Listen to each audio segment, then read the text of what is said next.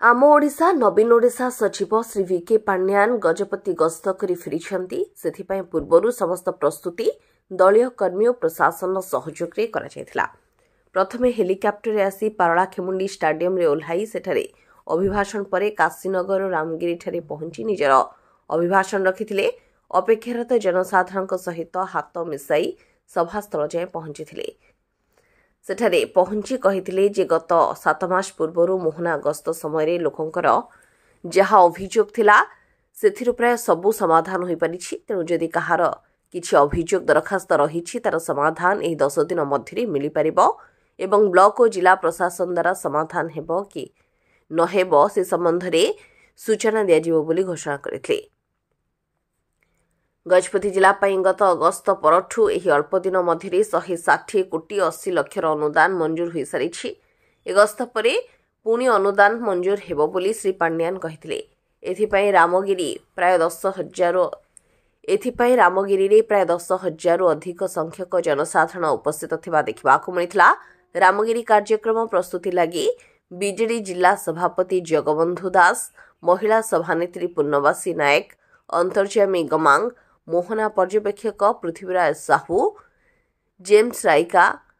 लक्ष्मीनारायण सबर प्रमुखों सह अंचलर समस्त दलीय कर्मी और प्रशासनिक अधिकारी और कर्मचारी संपूर्ण सहयोग करथिले। उत्साह सहित आज ओडिशा सरकार 5T एवं आम ओडिशा नवीन ओडिशा अध्यक्ष श्रीजुक्त विके पांड्या महोदय आज रामगिरी गस्त आसते। ये अंचल विशेषकर मोहना निर्वाचन मंडल आरोदगिरी block, Rayagada block, Nayagarh block, Mohana block समस्त साधारण जनता समस्या को नहीं आज से दुख गुहारी को बुझापी शुणापी आज शह शह दरखास्त जनसाधारण देते समाधान कर भाव से आज मोहना निर्वाचन मंडल द्वितीय थर गस्त करते। आपने जानते विगत दिन में मोहना ब्लॉक और आरोदगिरी ब्लॉक गस्त आसी ये अंचल विभिन्न कम्युनिटी सेंटर, गिरजाघर, मंदिर पुनरुद्धार कोटी कोटी टंका देते। आज भी आज बहुत खुशी अच्छु। साधारण जनता भी 15,000 हृदय जनसाधारण आज उपस्थित थे। बहुत सुंदर भाव में कार्यक्रम कर मानव मुख्यमंत्री निर्देश में 5T एवं आम अध्यक्ष प्रयास। आज्ञा आज आमर जो गजपति जिलार आपण मैंने देखुवे जेहेतु काशीनगर ठारे गोटे प्रोग्राम होती आमर गजपति रे आज आरोदगिरी ब्लॉक प्रोग्राम मुख्य मानवर मुख्यमंत्री 5T जरिया 2 मास तले जो ग्रीवेंस करथिले से ग्रीवेंस रे किछि ना किछि को जगह बाकी रहिला काम गुड़ा से ग्रीवेंस को मु अनुरोध करथिली जिला सभापति हिसाब रे भुवनेश्वर जाई पांड्यान सर सहित आलोचना करथिली। से सचिव सार मते प्रतिश्रुति देइथिले मु गजपति जिला आसुची समय धार्य करथिले। से समय रे आज हमर रामगिरी ठारे गोटे जोड़ा आज आम देखुं ये जगार प्रोग्राम है एठू जो दुर्गम अंचल 14 नंबर जून रायगढ़ एवं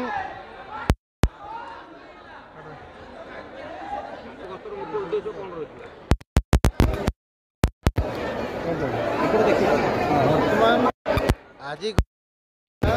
आम ओडिशा नवीन ओडिशा सचिव गस्त पूर्वर आम मुख्यमंत्री को अनुरोध करूँ जे पूर्वर जो 5T आसते ग्रीवेंस करते मोहना रे तार किछि ना किछि प्रोजेक्ट को जगह कौन असुविधा सुविधा कटिगला तापर मु जाई 5T सचिव को देखा करी